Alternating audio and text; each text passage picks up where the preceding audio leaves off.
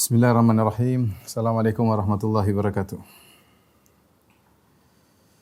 Recording in progress. Alhamdulillahi ala ihsani wa syukru lahu ala taufiqihi wa amtinani. Wa asyhadu an la ilaha illallah wahdahu la syarika lahu ta'ziman li sya'ni wa asyhadu anna Muhammadan abduhu wa rasuluhu da'ila ridwani. Allahumma salli alaihi wa ala alihi wa ashabihi wa ikhwani.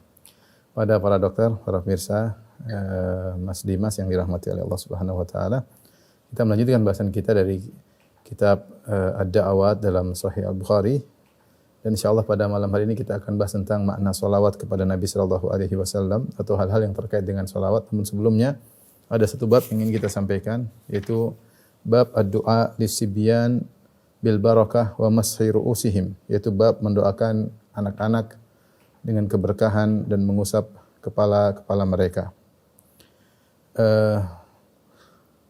Al-Imam Al-Bukhari kemudian bawakan riwayat-riwayat di antaranya wa qala Abu Musa wulida li gulamun wa da'alahu Nabi sallallahu alaihi wasallam bil barakah. Kata Al-Imam Al-Bukhari rahimahullah, Abu Musa berkata radhiyallahu taala anhu, wulida li gulam, ya, bahwasanya telah dilahirkan bagiku seorang anak laki-laki, wa da'alahu Nabi sallallahu alaihi wasallam bil barakah, maka Nabi mendoakan keberkahan untuknya. Ya, ini dalil bahwasanya Nabi sallallahu alaihi wasallam mendoakan keberkahan bagi anak yang baru lahir, ya. Dan disebutkan bahwasanya anaknya bernama Ibrahim, ya. Anak dari Abu Musa radhiyallahu anhu adalah Ibrahim. Kemudian Al-Imam Al-Bukhari membawakan hadis berikutnya. Qala haddatsana Qutaibah bin Sa'id, qala haddatsana Hatim an al-Ja'd bin Abdurrahman, qala sami'tu As-Sa'ib bin Yazid yaqul dhahabat bi khalati ila Rasulullah sallam. Kata Sa'ib bin Yazid bahwasanya bibiku membawa aku kepada Rasulullah sallam. Faqalat, kemudian berkata, ya Rasulullah, inna ibna ukhti waji'un. Sungguhnya ponakanku ini, yaitu putra saudariku, sakit. Famasaha ra'si wa da'ali bil barakah. Maka Rasulullah sallam pun mengusap kepalaku dan mendoakanku dengan keberkahan. Thumma tawadda'a fa syaribtu min wudu'ihi. Kemudian Rasulullah SAW pun berwudu, lalu aku minum dari air wudunya atau dari sisa air wudunya. Thumma qumtu khalfa dhahrihi fa nadhartu ila khatamihi. Lalu aku berdiri di belakang Nabi sallallahu alaihi wasallam, aku melihat tanda kenabiannya, baina katifaihi, yang terletak di antara dua pundaknya, mithla zirril hajalah, seperti telur burung al-hajalah, yaitu semacam burung merpati atau semacam burung puyuh, ya. Ikhwan dan akhwat yang dirahmati Allah Subhanahu wa taala, ya. Hadis ini, ya, menjelaskan tentang keutamaan seorang mendoakan anak kecil dan mengusap tangan ke kepalanya, ya. Datang dalam hadis yang dihasankan oleh Ibnu Hajar al-Fathul Bari, anna rajulan syaka ila Nabi sallallahu alaihi wasallam qaswata qalbihi. Ada seorang yang mengeluh kepada Nabi sallallahu alaihi wasallam tentang kerasnya hatinya. Faqala, maka Rasulullah SAW berkata, at'imil miskina wamsah ra'sal yatim. Kalau kau ingin, in arata talyina qalbik, dalam riwayat, kalau kau ingin hatimu lembut, maka berilah makan kepada fakir miskin, wamsah ra'sal yatim, dan usapkanlah tanganmu di atas kepala anak yatim. Ini menunjukkan bahwasanya mengusap tangan ke kepala anak yatim dianjurkan dalam rangka untuk melembutkan hati seseorang, ya. Bahkan datang dalam hadis yang namun hadisnya dhaif, ya, disebutkan juga oleh Ibnu Hajar dalam riwayat Ahmad dan Tabrani dari Abu Umamah dengan lafal, man masaha ra'sa yatim la yamsahuhu illa lillah kana lahu bikulli sya'ratin tamurru yaduhu 'alaiha hasanah. Tidaklah siapa yang mengusap kepala seorang anak yatim dan dia tidak mengusapnya kecuali karena Allah. Dia tidak salah seorang mengusap tangannya ke anak yatim dan tidak mengusapnya kecuali karena Allah.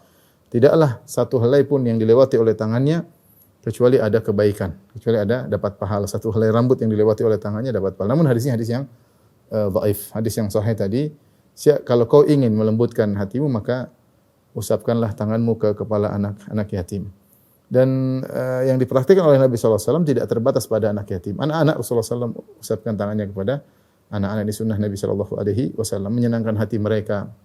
Kali itu anak yatim menambah melembutkan hati kita. Kita sambil mengusap, sambil menghayati usapan tersebut, bagaimana anak ini tanpa ayahnya, tanpa orang tuanya ya. Tentu akan timbul rasa iba kepadanya, apalagi kalau kita kasih perhatian sama dia ya. Maka ini di antara sunnah kita mengusap kepala anak-anak, terutama anak yatim. Kemudian juga mendoakan keberkahan ya, sebagaimana Nabi sallallahu alaihi wasallam contohkan ya. Dalam hadis ini disebutkan dari Sa'ib bin Yazid, dia berkata, ketika aku sakit dibawa oleh bibiku kepada Nabi sallallahu alaihi wasallam, kemudian bibinya berkata, Rasulullah, ponakanku ini sakit. Maka Rasulullah SAW pun mengusap tangannya di atas kepalaku, ya, menunjukkan kasih sayang Nabi kepada anak kecil sallallahu alaihi wasallam. Kemudian Rasulullah SAW mendoakan keberkahan. Setelah itu Rasulullah SAW berwudu. Setelah itu sisa wudunya diminum oleh anak ini ya, oleh anak ini ya. Karena bisa jadi obat bagi dia. Dan sisa wudu Nabi sallallahu alaihi wasallam ini ada dua tafsiran. Ada yang mengatakan yaitu wudu Nabi dikumpulkan sisanya kemudian diminum. Ada yang mengatakan air yang tersisa dari susu Nabi, karena di sini digunakan wudu. Wudu itu air yang digunakan untuk berwudu. Maka dua kemungkinan. Kemudian pertama Nabi berwudu, kemudian sisa wudunya dikumpulkan, kemudian diminum oleh sahabat ini. Atau yang kedua, sisa air wudu Nabi sallallahu alaihi wasallam yang masih ada di tempat diminum oleh sahabat kecil ini ya. Dan ini tentunya kekhususan Nabi sallallahu alaihi wasallam, karena para sahabat kalau Nabi setelah berwudu mereka rebut-rebutan untuk mendapatkan sisa wudu Nabi sallallahu alaihi wasallam, karena sisa wudu Nabi sallallahu alaihi wasallam adalah penuh dengan keberkahan, dan ini hanya mereka lakukan kepada Nabi sallallahu alaihi wasallam, tidak mereka lakukan kepada Abu Bakar, Umar, Utsman dan Ali, Sa'ad bin Abi Waqqas, Abdurrahman bin Auf, ya. Kemudian Zubair bin Awam, Sa'id bin Zaid, Abu Ubaidah bin Jarrah, yang mereka adalah orang-orang yang masuk surga. Namun para sahabat yang lain tidak pernah melakukan demikian, kecuali hanya kepada Nabi sallallahu alaihi wasallam mereka rebut-rebutan sisa wudu Nabi sallallahu alaihi wasallam, bahkan mereka minum dari sisa wudu Nabi sallallahu alaihi wasallam. Dan itu menjadi obat bagi Sa'ib bin Yazid ini.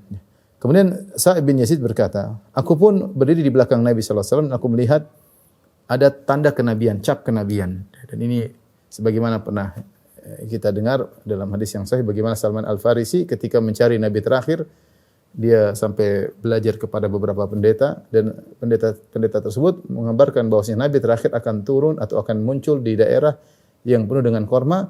Di antara tanda-tandanya dia tidak menerima sedekah, dan di antara tandanya di belakang pundaknya ada tanda kenabian. Tanda kenabian tersebut, kata Sa'ib bin Yazid, baina katifaihi, terletak di antara dua pundaknya, mithla ziril hajalah. Ziril hajalah ada dua makna. Ada yang ziril hajalah adalah hajalah maksudnya kemah yang disiapkan untuk pengantin, ya, di situ ada semacam kancingnya, seperti kancing kemah, bisa dibuka, bisa ditutup ya. Atau seorang dari masuk ke dalam kemudian semacam kemah dia tutup dengan kancing tersebut. Nah, itu semacam seukuran kancing. Ada makna zir dengan makna kancing ya.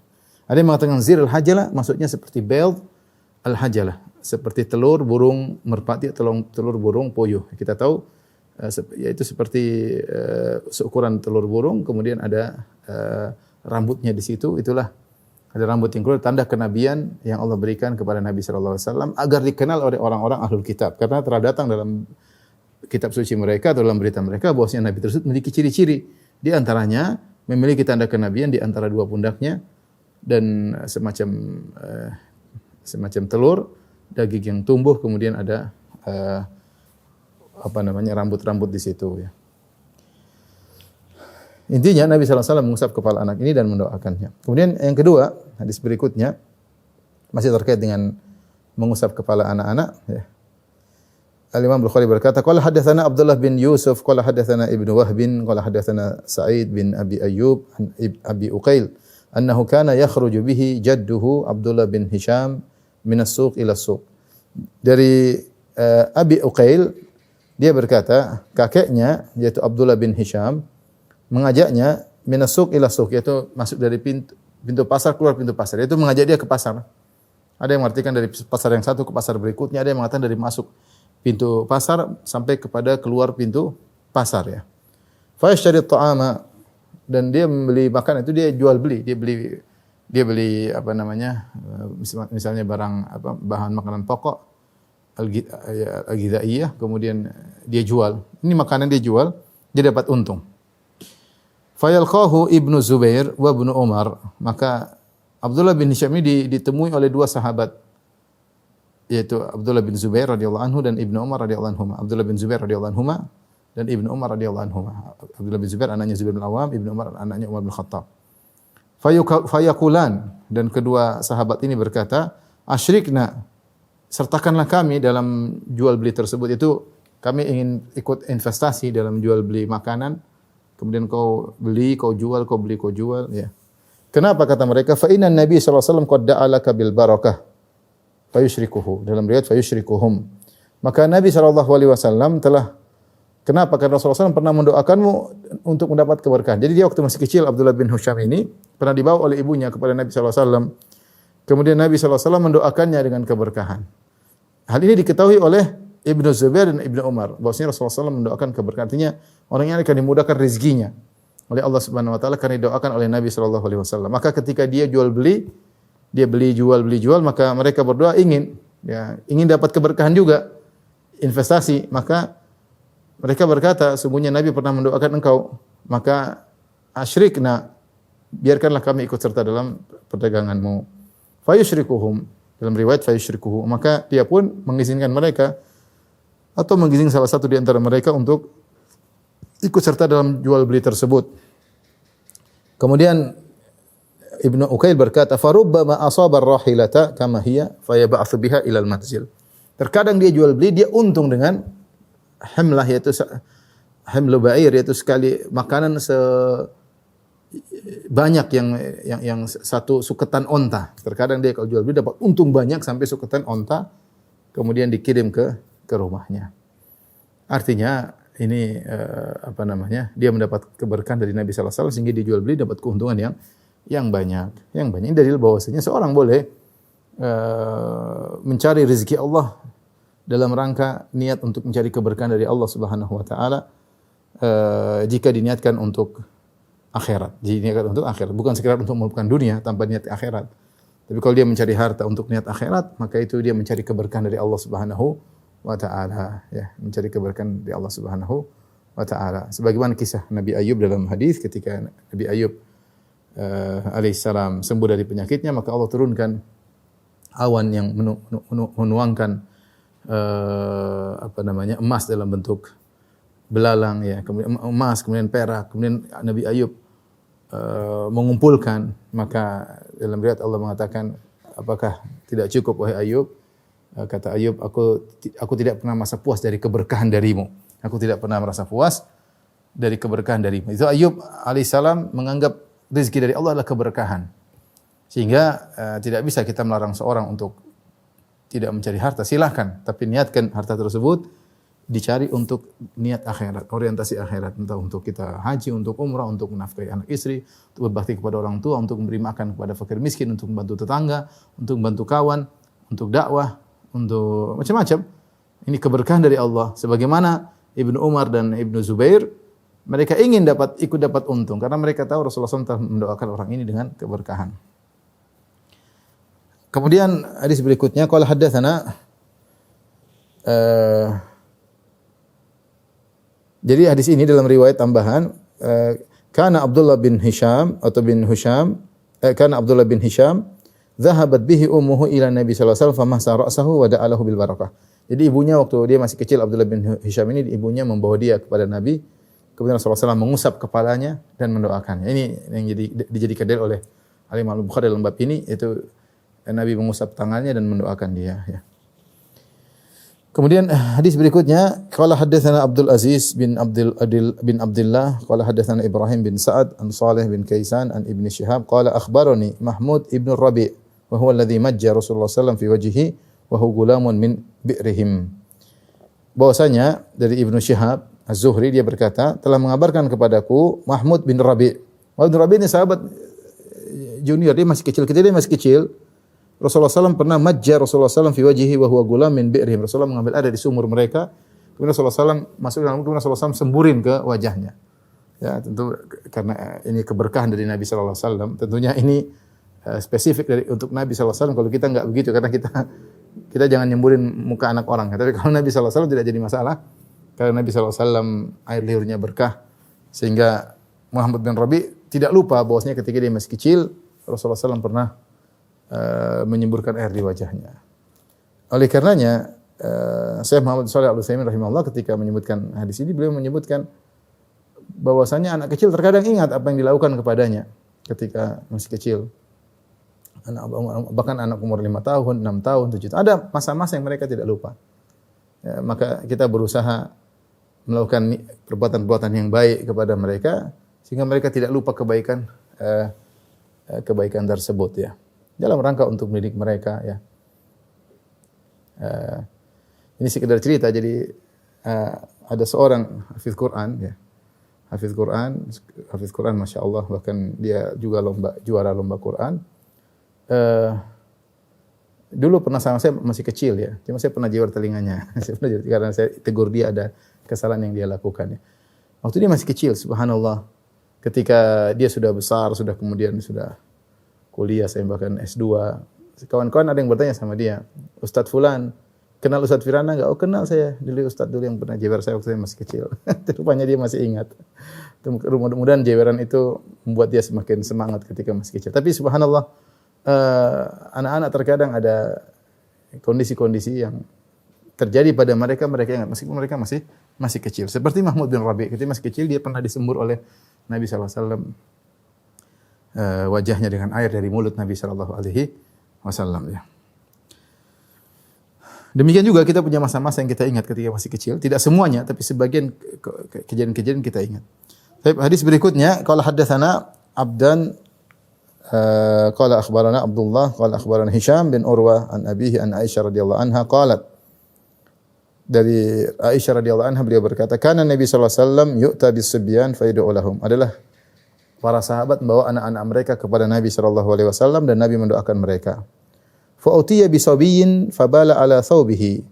Maka suatu hari ada seorang anak dibawa kepada Nabi sallallahu alaihi wasallam, anak laki-laki. Fabala ala thawbi. Kemudian anak ini kencing di baju Nabi sallallahu alaihi wasallam. Dan Nabi sallallahu alaihi wasallam subhanallah dengan kelembutan tidak kemudian ambil. Rasulullah tenang aja. Rasulullah SAW tenang. Fada'a bima'in. Kemudian Rasulullah SAW minta didatangkan air. Fa'atba'ahu iyyahu wa lam yaksilhu. Kemudian Rasulullah SAW menumpahkan air ke bekas-bekas kencing anak tersebut di baju beliau, wa lam yaksilhu, dan Nabi SAW tidak mencuci bajunya. Ini di antara dalil masalah fikih bahwasanya air kencing anak laki-laki dia adalah najis mukhaffafah, najis yang ringan, najasa mukhaffafah, maka tidak perlu dicuci, cuma dipercikin air. Ini dengan syarat lam yakulit ta'am, dia belum makan. Jadi misalnya anak 4 bulan, 5 bulan, 6 bulan belum makan kecuali air susu ibu ya, maka atau mungkin air susu, maka kalau dia pipis tidak perlu kita cuci. Ini keringanan dari syariatnya. Adapun kalau anak perempuan harus dicuci. Demikian juga jika anak laki-laki tersebut sudah makan, maka harus dicuci. Adapun kalau kotorannya, meskipun dia hanya menyusui tetap dicuci.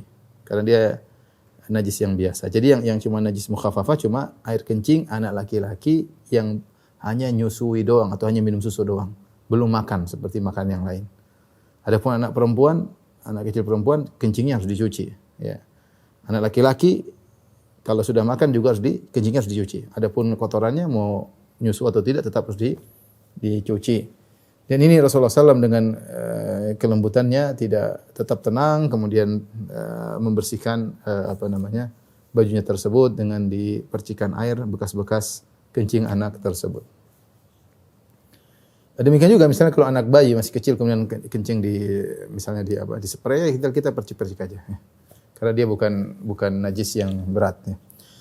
Kemudian hadis yang lain, Imam Bukhari berkata rahimahullah, qala haddatsana Abul Yaman qala akhbarana Syu'aib an Az-Zuhri qala akhbarani Abdullah bin Sa'labah bin Su'air wa kana Rasulullah sallallahu alaihi wasallam qad masaha anhu, ya. Ini annahu ra'a Sa'ad bin Abi Waqqas yutiru bi raq'ah. Dari Abdullah bin Sa'labah bin Su'air, waktu Rasulullah SAW pernah mengusap kepalanya. Ya, Rasulullah pernah mengusap kepalanya. Dia pernah melihat Sa'ad bin Abi Waqqas, ya, salat Isya kemudian witir 1 rakaat. Sa'd bin Waqqas siapa yang tidak tahu, sang jagoan pahlawan yang menaklukkan Al-Qadisiyah, sahabat luar biasa termasuk dijamin masuk surga, panglima hebat ya. Ternyata dia pernah salat Isya kemudian witir 1 rakaat. Maka dia bilang, kenapa bisa demikian? Maka Sa'd bin Waqqas mengatakan, aku mendengar dari Nabi sallallahu alaihi wasallam ya. Artinya ini adalah kadar yang paling minimal yang dibolehkan oleh seseorang ya. Ya. Boleh dilakukan oleh seorang habis salat Isya kemudian dia salat satu rakaat ya. Di sini ada khilaf di kalangan para ulama.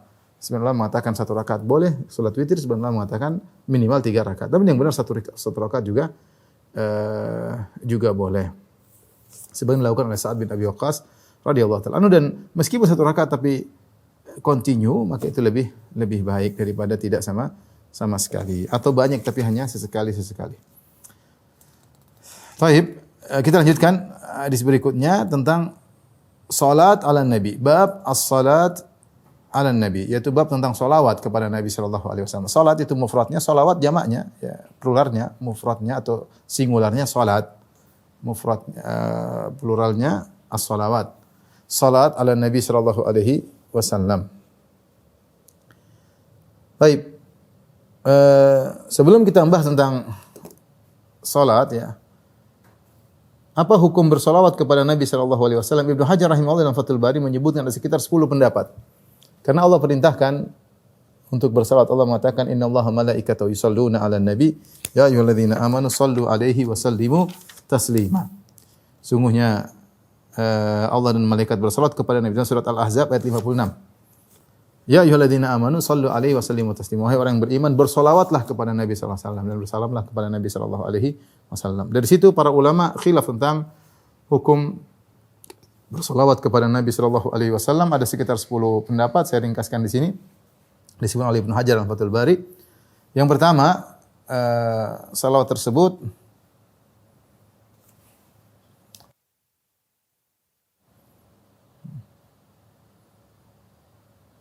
yang pertama hukumnya sunnah. Ini pendapat pertama. Hukumnya adalah sunnah, tidak wajib. Tidak wajib ya. Ini pendapat Ibnu Jarir At-Tabari, Imamul Mufassirin, imamnya para ahli tafsir yang punya tafsir At-Tabari yang ma'ruf. Orang-orang pada kembali kepada tafsirnya. Dia mengatakan hukumnya sunnah, tidak wajib. Pendapat kedua, Ibnu Qassar mengatakan hukumnya wajib ya. Hukumnya wajib sekali minimal ya. Sekali minimal hukumnya wajib ya. Namun tak memperinci di mana. Pokoknya sekali hukumnya wajib. Kemudian pendapat yang ketiga, ini pendapat Ibnu Hazm dan yang sepakat dengannya, wajib sekali dalam salat atau di luar salat. Sekali dalam salat sekali mengucapkan Allahumma shalli ala Muhammad wa ali Muhammad, cukup sekali. Dan di luar salat juga cukup sekali. Seperti kalimat tauhid. Kalimat tauhid tidak wajib kita untuk ulang. Kita ulang-ulang hukumnya sunnah, tapi wajib bagi kita orang muslim paling tidak la ilaha illallah sekali dalam seumur hidup ketika masuk apa? Islam. Ini pendapat ulama. Dia ada yang mengatakan wajib sekali. Ya. Pendapat ketiga, wajib di setiap tahiyatul akhir. Ini pendapat Imam Syafi'i. Tasyahud al-awwal kalau bersalawat sunnah, tapi kalau tasyahud akhir setelah kita tahiyat kemudian kita salam kepada assalamualaikum, kemudian kita bersalawat Allahumma shalli ala Muhammad setiap tasyahud akhir. Ini pendapat Imam Syafi'i. Kemudian yang kelima, wajib setiap tasyahud. Tasyahud awal maupun tasyahud akhir. Ishaq bin Rahawai ya. Ini ulama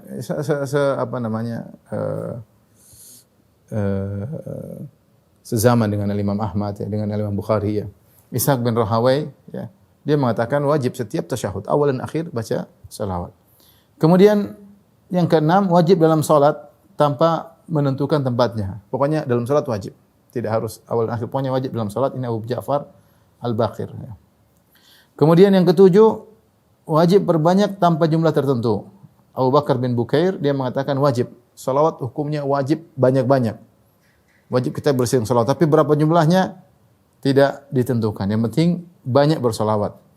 Yang kedelapan, wajib setiap kali disebut Nabi sallallahu alaihi wasallam. Setiap disebut nama Nabi kita bilang sallallahu alaihi wasallam atau Allahumma shalli alaihi. Allahumma salli alaihi. Dan ini dalam hadis al-bakhil man dzukirtu indahu wa lam yusalli alayya.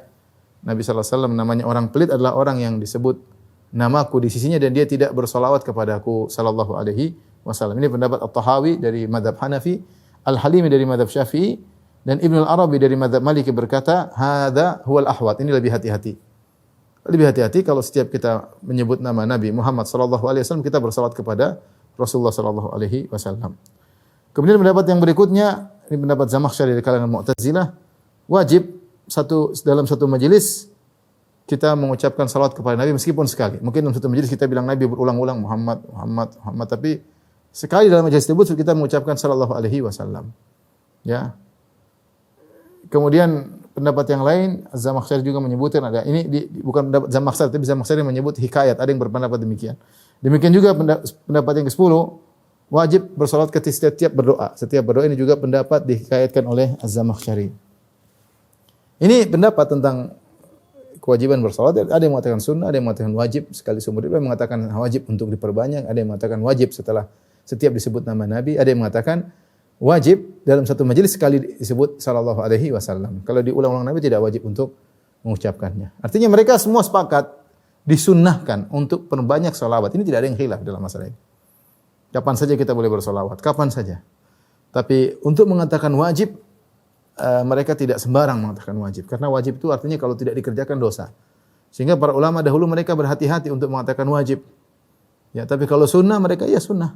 Tapi untuk mengatakan wajib, maka mereka sampai khilaf di kalangan mereka. Pendapat yang lebih hati-hati, ya tentunya pendapat nomor 8, wallahu a'lam bishawab. Ini pendapat kata Ibnu Al-Arabi Al-Maliki. Al-ahwat yang paling hati-hati adalah setiap disebut nama Nabi kita bersalawat. Ini pendapat At-Tahawi dari mazhab Hanafi, Al-Halimi At-Tahawi dari mazhab Hanafi, Al-Halimi dari mazhab Syafi'i, dan Ibnu Arabi dari mazhab Maliki. Ini pendapat yang lebih hati-hati agar kita lebih selamat. Taib. Apa makna salawat kepada Nabi sallallahu alaihi wasallam? Makna salawat kepada Nabi sallallahu alaihi wasallam. Allah berfirman dalam surat Al-Ahzab, "Innallaha wa malaikatahu yusholluna 'alan nabi, ya ayyuhalladzina amanu shallu 'alaihi wa sallimu taslima." Sungguhnya Allah bersolawat kepada Allah dan malaikat bersolawat kepada Nabi sallallahu alaihi wasallam. Wahai orang yang beriman, ya ayyuhalladzina amanu, Allah saja bersolawat, Nabi pun malaikat pun bersolawat kepada Nabi. Wahai orang yang beriman, shallu 'alaihi, salawatlah kepada Nabi, wa sallimu taslima, dan bersalamlah kepada Nabi sallallahu alaihi wasallam. Apa maknanya? Innallaha yusalli. Sungguhnya Allah Subhanahu wa taala bersolawat kepada Nabi. Maka ada khilaf di kalangan para ulama. Jangan sampai orang salah paham bilang Allah beribadah. Beribadah. Allah tidak beribadah karena makna solawat tidak ada yang, kalau kita yang bilang bersolawat kita sedang berdoa kepada Allah. Tapi Allah tidak sedang berdoa. Makanya para ulama mengartikan apa sih makna solawat kalau Allah yang bersolawat.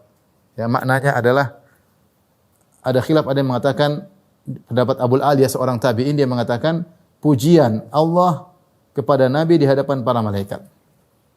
Pujian Allah kepada Nabi. Jadi kalau innallaha yusalli 'alan nabi, ya Allah bersalawat kepada Nabi, maksudnya Allah memuji Nabi di hadapan para malaikat.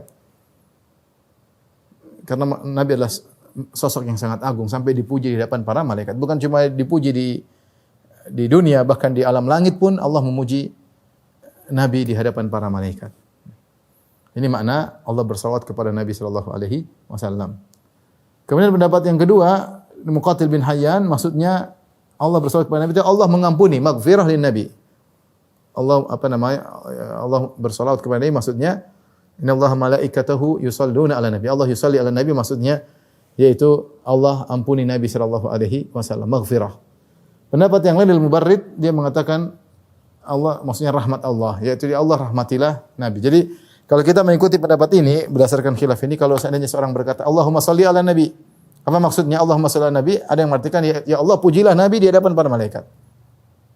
Atau pendapat kedua, ya Allah ampunilah Rasulullah sallallahu alaihi wasallam. Atau pendapat yang ketiga, ya Allah rahmatilah Rasulullah sallallahu alaihi wasallam. Jadi salawat maksudnya rahmat. Ini maksud salawat Allah kepada Nabi. Bukan Allah sedang beribadah bersalawat kepada Nabi, tidak ya. Tapi ada yang mengatakan, ada sentilan mengatakan Allah tidak pernah beribadah kecuali satu ibadah, yaitu berselawat. Tidak, Allah beribadah kepada siapa? Allah diibadahi bukan beribadah. Kita jangan bikin teka-teki tapi menggunakan istilah yang salah. Ya. Tidak boleh main-main. Allah tidak beribadah, Allah diibadahi. Kalau Allah beribadah seakan ada Tuhan selain Allah Subhanahu wa taala. Oleh karenanya maksud Allah berselawat kepada Nabi maksudnya adalah khilaf di kalangan para ulama, yaitu ya Allah ampuni Nabi, atau ya Allah rahmatilah Nabi sallallahu alaihi wasallam, atau ya Allah pujilah Nabi di hadapan sallallahu alaihi wasallam di depan para malaikatmu. Taib, adapun malaikat bersolawat, apa makna solawat malaikat kepada Nabi sallallahu alaihi wasallam? Maka ada dua pendapat. Abul Aliyah mengatakan yaitu hendaknya malaikat bersolawat itu malaikat mendoakan Nabi sallallahu alaihi wasallam dengan doa yang mereka kehendaki. Malaikat mendoakan kebaikan bagi Nabi sallallahu alaihi wasallam. Pendapat Muqatil maksudnya malaikat mendoakan ampunan kepada Nabi sallallahu alaihi wasallam. Malaikat mendoakan. Nabi sering beristighfar ketika di dunia. Rasulullah beristighfar sekali majelis, terkadang 100 kali. Nah, para malaikat mendoakan istighfar lagi, tambahan maghfirah kepada Nabi sallallahu alaihi wasallam ya. Bukan cuma Nabi yang mendoakan, malaikat juga mendoakan Nabi sallallahu alaihi wasallam ya. Jadi ini secara umum makna salawat malaikat kepada Nabi maksudnya doa malaikat kepada Nabi sallallahu alaihi wasallam ya. Kemudian adapun kaum mukminin maka kembali kepada khilaf-khilaf tadi. Namun ada satu pendapat yang lain, yaitu pendapat dari Al-Halimi. Dia mengatakan Allahumma salli ala Nabi, yaitu Allahumma azim Muhammadan. Allahumma salli ala Muhammad artinya Allahumma azim Muhammadan. Ya Allah agungkanlah Nabi Muhammad. Ini mana tidak bertentangan dengan perkataan Abul Aliyah. Ibnu Hajar memilih pendapat Abul Aliyah. Ibnu Hajar rahimahullah memilih pendapat Abul Aliyah. Ya Allah bersalawat, yaitu Allahumma salli ala Nabi maksudnya Allah asni alaihi. Ya. Amama malaikatik, yaitu ya Allah pujilah Nabi di hadapan para malaikat. Maksudnya Abul Aliyah. Atau pendapat Al-Halimi yaitu Allahumma shalli ala Muhammad artinya Allahumma azim Muhammadan. Ya Allah agungkanlah Nabi Muhammad sallallahu alaihi wasallam ya. Ini makna salawat kepada Nabi sallallahu alaihi wasallam. Kita dianjurkan untuk banyak bersalawat kepada Nabi sallallahu alaihi wasallam, terutama di hari Jumat, malam Jumat kita disuruh untuk al-iktsar, berbanyak salawat kepada Nabi sallallahu alaihi wasallam ya. Taib, sebelum kita bahas bahasan berikutnya, kita baca hadis yang datang tentang salawat kepada Nabi sallallahu alaihi wasallam ya.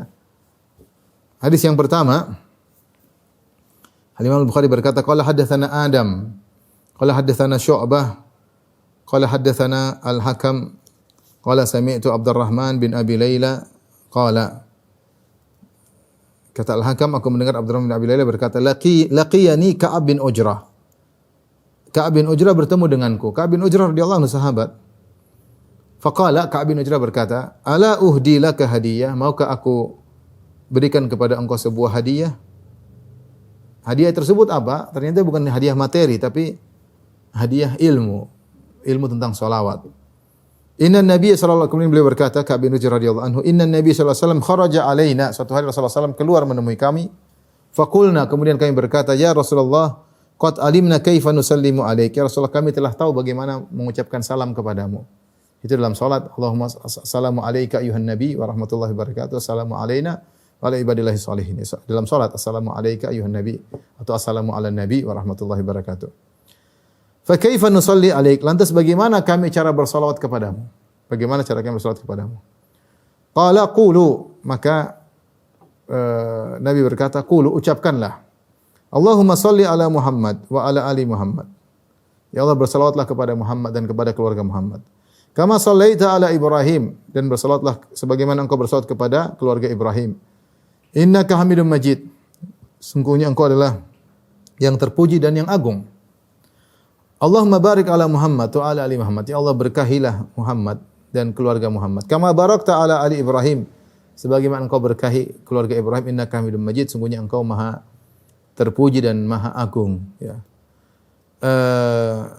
Hadis ini lihat, Ka'ab bin Ujrah ingin memberi hadiah. Jadi mereka menganggap bahwasanya ilmu adalah sesuatu yang sangat istimewa. Ilmu adalah menambah wawasan, apalagi ilmu tersebut untuk diamalkan. Sehingga dia menganggap ini suatu hadiah. Maukah saya berikan kau hadiah, engkau sebuah hadiah yang agung, yaitu ilmu, ya. Jadi hadiah tidak mesti materi. Ya. Tapi zaman sekarang mungkin tidak dianggap suatu yang agung. Beda dengan zaman para salaf dahulu. Mereka menganggap ilmu adalah suatu yang hadiah yang luar biasa, yang spesial. Apalagi untuk bisa mereka amalkan. Mereka seakan-akan ketika dapat ilmu seakan-akan mendapatkan hadiah yang istimewa untuk, karena ini untuk kepentingan, untuk kehidupan mereka di dunia dan juga kehidupan mereka di akhirat. Jadi hadiah tidak mesti materi saja, tidak harus mesti materi saja. Tapi ilmu yang bagi wawasan, tambah takwa untuk bisa diamalkan, ini hadiah yang luar biasa. Kemudian hadis berikutnya, Imam Bukhari berkata, qala hadatsana Ibrahim bin Hamzah, qala hadatsana Ibnu Abi Hazim, wa ad-Darawardi an Yazid an Abdullah ibn Khabbab an Abi Sa'id Al-Khudri. Yang kedua hadis Abu Sa'id Al-Khudri. Tadi Ka'ab bin Ujrah, sekarang Abu Sa'id Al-Khudri radhiyallahu anhu. Qala qulna, kami berkata, ya Rasulullah, hadza salamu alaik. Ini salam kepada engkau, kami sudah ngerti. Assalamu alayka ayuhan nabi wa rahmatullahi wa barakatuh dalam tasyahud. Fa kaifa nusalli? Itu sebagaimana kami bersolawat? Qala qulu, Nabi berkata, ucapkanlah. Allahumma salli ala Muhammad abdika wa rasulik. Ya Allah, bersalatlah kepada Muhammad, hambamu dan rasulmu. Kama sallaita ala Ibrahim, sebagaimana kau bersalat kepada Ibrahim. Wa barik ala Muhammad, dan bersalatlah kepada Muhammad. Wa ala ali Muhammad, kepada keluarga Muhammad. Kama barakta ala Ibrahim wa ala Ibrahim, sebagaimana kau berkahi Ibrahim dan keluarga Ibrahim. Baik. Ada poin yang ingin kita bahas sebelum ini. Di sini dibahas oleh Ibnu Hajar rahimahullahu taala. Dalam hadis-hadis para sahabat mengatakan, seperti hadis Ka'ab bin Ujrah dan juga hadis Abu Sa'id Al-Khudri, kaifa nusalli alaik? Kaifa bagaimana kami bersalat kepadamu? Timbul pembahasan, kenapa para sahabat menggunakan Ka'ab bin Ujrah? Dia bertanya sendiri. Kemudian juga dalam hadis yang lain Abu Sa'id Al-Khudri juga bertanya dengan pertanyaan yang sama. Artinya mereka ingin mengamalkan firman Allah, ya ayyuhalladzina amanu sallu alaihi, wahai orang beriman bersalawatlah kepada Nabi. Tapi ketika mereka bertanya, mereka menggunakan kata ganti jamak, kami. Kata ganti orang pertama jamak. Nahnu, yaitu kaifa bagaimana kami bersalat kepada Anda. Kaifa nusalli alaika? Bagaimana kami, padahal yang bertanya satu orang, Ka'ab bin Ujrah atau Abu Sa'id Al-Khudri. Maka ini mereka berat bagi mereka. Seandainya kami di situ maksudnya li ta'zim. Karena dalam bahasa Arab kata kami tidak mesti jamak. Terkadang kata kami maksudnya adalah untuk pengagungan. Seperti kita dalam bahasa Indonesia, kami yang membangun ini, kami yang telah, padahal kita bicara saya. Tapi kita kadang menggunakan kata kami untuk penghormatan diri kita bilang kami yang telah ini. Atau sekarang kadang-kadang kita juga dalam bahasa Indonesia sopan santun, bukan sekedar untuk menunjukkan pengagungannya. Nah, dalam bahasa Arab juga ada kami, maksudnya bukan harus plural, tetapi bisa jadi satu, tapi maksudnya untuk pengagungan. Contoh dalam Al-Qur'an banyak. Ya. Kami, ya, misalnya Allah sering nahnu naqussu 'alaika ahsanal qasas, kami mengkisahkan kami dalam banyak ayat Al-Qur'an. Ya, sehingga datang orang-orang yang tidak tahu bahasa Arab mengatakan, nah, seperti orang-orang Nasara, sebagian orang Nasara mengatakan, nah, dalam Al-Qur'an saja Tuhan kalian mengatakan kami, berarti berbilang dong. Ini sering saya ditanyakan seperti ini. Orang-orang Nasara ada yang mengatakan dalam Al-Qur'an juga dikatakan nahnu, berarti berbilang. Kenapa kalian mengingkari bahwa Tuhan kami berbilang? Jawaban kita yang pertama, secara tidak langsung kalian mengakui Tuhan kalian berbilang. Adapun kami tidak, Tuhan kami esa. Ya, jadi ketika mereka gitu, mereka tidak mau disalahkan karena kita menuduh Tuhan mereka berbilang. Mereka mengatakan bukan kami saja yang bilang Tuhan kami berbilang. Dalam Al-Qur'an Allah mengatakan kami. Berarti Tuhan berbilang. Maka kita bantah, kita mengatakan yang pertama, Tuhan kami esa. Dalam ayat qul huwallahu ahad, ya. Ilahukum ilahu wahid. Banyak sekali. Katakanlah Allah Maha Esa, Tuhan yang satu, banyak sekali. Ini yang pertama. Yang kedua, dalam bahasa Arab kami tidak mesti berbilang, tidak mesti bilang. Terkadang kami maksudnya adalah pengagungan. Seperti kum juga tidak harus berbilang, ya. Seperti kita mengatakan assalamualaikum, meskipun satu orang, domir kata ganti orang kedua kalian tapi maksudnya satu orang. Itu dalam bahasa Indonesia juga kalian tapi maksudnya satu orang bisa. Dalam bahasa Arab demikian. Sebagaimana juga al-mutakallim, sang pembicara terkadang menggunakan kata ganti jamak, ya, nahnu kami. Maksudnya bukan berbilang, tapi itu pengagungan, dan itu orang ngerti bahasa Arab untuk ngerti. Seperti dalam hadis ini, ya, sehingga dipermasalahkan kaifa nusalli, apakah para sahabat maksudnya dhamir nahnu di situ pengagungan? Atau yang ketiga bantahannya kita katakan bahwasanya kata kami maksudnya Allah mengatakan para malaikat kami, ya. Inna nahnu nazzalna dzikra, sungguhnya kami turunkan Al-Qur'an, maksudnya Allah turunkan lewat malaikat Jibril kepada Nabi sallallahu alaihi wasallam. Yani Allah dan malaikat menurunkan Al-Qur'an. Ya, bukan berarti malaikat disembah, enggak. Ini pendapat seperti juga terkadang Allah menggunakan nahnu, maksudnya malaikat, seperti Allah berfirman fa idza qara'nahu fattabi' qur'anah. Kalau kami bacakan ikutilah bacaannya, Mas. Padahal yang baca adalah malaikat Jibril. Intinya kalimat nahnu tidak mesti harus berbilang. Nah, timbul pertanyaan kenapa sahabat di sini menggunakan kata nahnu? Tidak pantas mereka membesarkan diri mereka di hadapan Nabi sallallahu alaihi wasallam. Kaifa nusalli alaik? Maka dibahas oleh Ibnu Hajar rahimahullahu taala. Maksudnya sahabat ketika mengatakan nahnu, bisa jadi mereka bertanya rame-rame tapi pembicara cuma satu orang. Ini perwakilan dari yang hadirin. Sehingga kami, maksudnya saya dan teman-temanku. Atau dia mengucapkan nahnu artinya dia datang sendirian, sebagian dalam sebagian riwayat. Aku pun mendatangi Nabi sallallahu alaihi wasallam sendirian, tetapi dia sebagai wakil dari teman-temannya yang banyak yang ingin tahu cara bersolawat kepada Nabi sallallahu alaihi wasallam. Makanya ketika Nabi jawab, Nabi juga menggunakan kata jamak, kata Nabi qulu, ucapkanlah kalian. Bukan ucapkanlah engkau, tapi kalian ucapkanlah. Ini sekedar pembahasan tentang karena mereka mengatakan kok para sahabat kurang menggunakan nahnu, kok kurang pantas di hadapan Nabi. Adab seakan-akan kurang. Maka dibahas oleh para ulama, ini bukan para sahabat sedang menggunakan nahnu kami dalam makna pengagungan, bukan. Tapi memang benar-benar mereka banyak orang. Atau dia perwakilan dari banyak orang. Ya. Sehingga bukan dalam rangka untuk mengagukan dirinya kami enggak. Mudah-mudahan dipahami oleh para pemirsa sekalian. Ini sekedar pembahasan bahasa Arab. Taib. Kita bahas tentang lafal-lafal salawat yang datang dalam hadis-hadis, ya.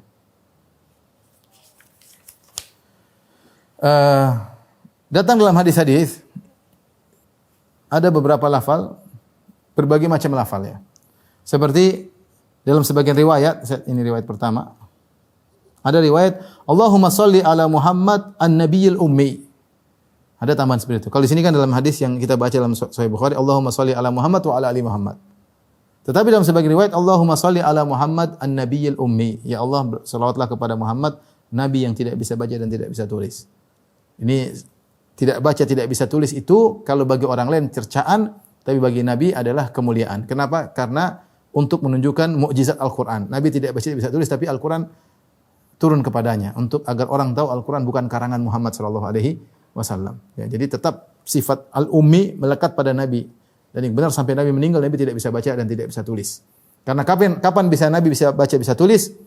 Idzan lartabal mubtilun. Kata Allah, kalau gitu orang-orang ahli batil akan meragukanmu. Jangan-jangan kau baca buku-buku orang-orang Yahudi, Taurat, Injil, kemudian kau ngarang karena kisah-kisahnya ada kisah nabi-nabi yang sama. Oleh karenanya Nabi ketika kita bersolat Allahumma shalli ala Muhammad an-nabiyil ummi, ya Allah bersolat kepada Nabi Muhammad yang tidak bisa baca, tidak bisa tulis, maksudnya ini pujian bagi Nabi sallallahu alaihi wasallam. Yang itu adalah cercaan bagi orang lain, tapi bagi Nabi adalah pujian.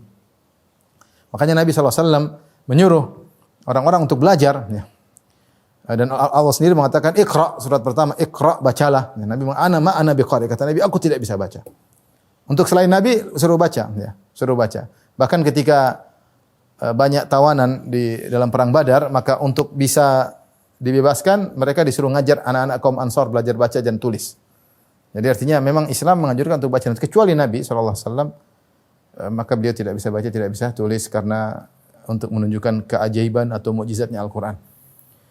Tapi dalam riwayat yang lain, ini semua disebut oleh Ibnu Hajar dalam Fathul Bari. Ada juga lafal Allah, dan ini dalam hadis Abu Sa'id Al-Khudri.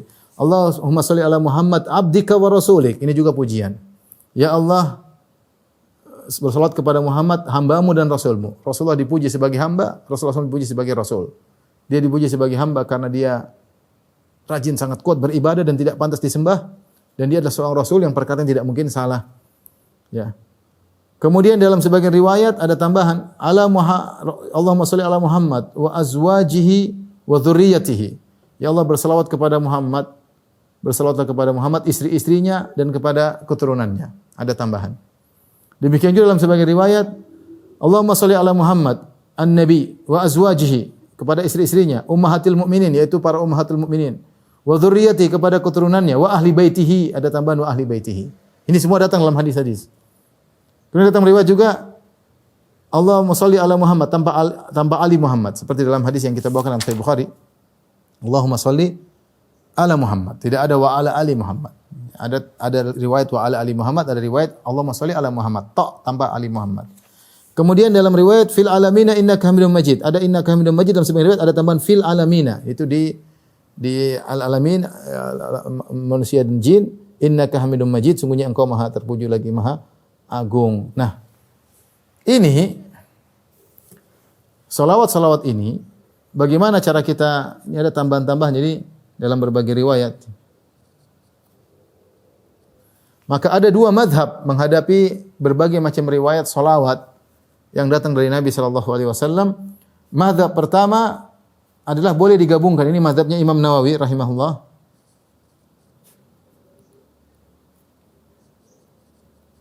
An-Nawawi. Jadi kata An-Nawawi, kita periksa riwayat-riwayat yang ada, kemudian kita gabungkan. Maka kita bisa bilang Allahumma shalli ala Muhammad an-nabiyil ummi abdika wa rasulik wa ala ali Muhammad. Jadi kita gabungkan semua ya. Allahumma shalli ala Muhammad an-nabiyil ummi abdika wa rasulik wa ala ali Muhammad. Atau tambah lagi, Allahumma shalli ala Muhammad an-nabiyil ummi abdika wa rasulik wa azwajihi ummahatil mu'minin wa dzurriyyatihi wa ahli baitihi. Ini kita gabungkan semua. Ini boleh kata Imam Nawawi. Kita gabungkan lafal-lafal yang ada sehingga salawat kita lengkap. Aku bersalawat kepada Muhammad An-Nabiyil Ummi, Nabi yang tidak bisa tulis. Abdika wa rasulik, hambamu dan rasulmu. Ya. Kemudian wa azwajihi, istri-istrinya, wa dzurriyyatihi, keturunannya, wa ahli baitihi, dan ahlul baitnya. Ini bisa digabungkan. Ini pendapat An-Nawawi, boleh digabungkan. Pendapat yang kedua tidak boleh, yaitu pilih salah satu. Ini pendapat dari Al-Isnawi dari mazhab Syafi'i dan juga seakan-akan sebelum dari Ibnu Qayyim rahimahullahu taala, mereka mengatakan Nabi tidak pernah mengucapkan salawat dengan seluruh lafal ini sekaligus, tapi Nabi ada yang datang Rasulullah contohkan begini, ada yang datang Rasulullah contohkan begini, sehingga kita sebut salah satunya. Ini di antara variasi dalam beribadah, sehingga kita boleh bersalawat dengan salah satunya. Perkaranya insyaallah lapang ya. Kita bersalawat dengan salah satu boleh, kita gabungkan juga boleh. Ini pendapat Imam Nawawi rahimahullahu taala. Taib, insyaallah masih ada pembahasan kelanjutan. Kita masih ada pembahasan apa makna keluarga Nabi sallallahu alaihi wasallam. Khilaf ini akan kita bahas pada pertemuan berikutnya, dan masih ada pembahasan-pembahasan terkait salawat kepada Nabi. Sampai sini saja kajian kita. Insyaallah kita lanjutkan pekan depan masih tentang salawat kepada Nabi. Insyaallah kita bahas lebih panjang lagi yang dibahas oleh para ulama. Demikian wabillahi taufiq. Assalamualaikum warahmatullahi wabarakatuh.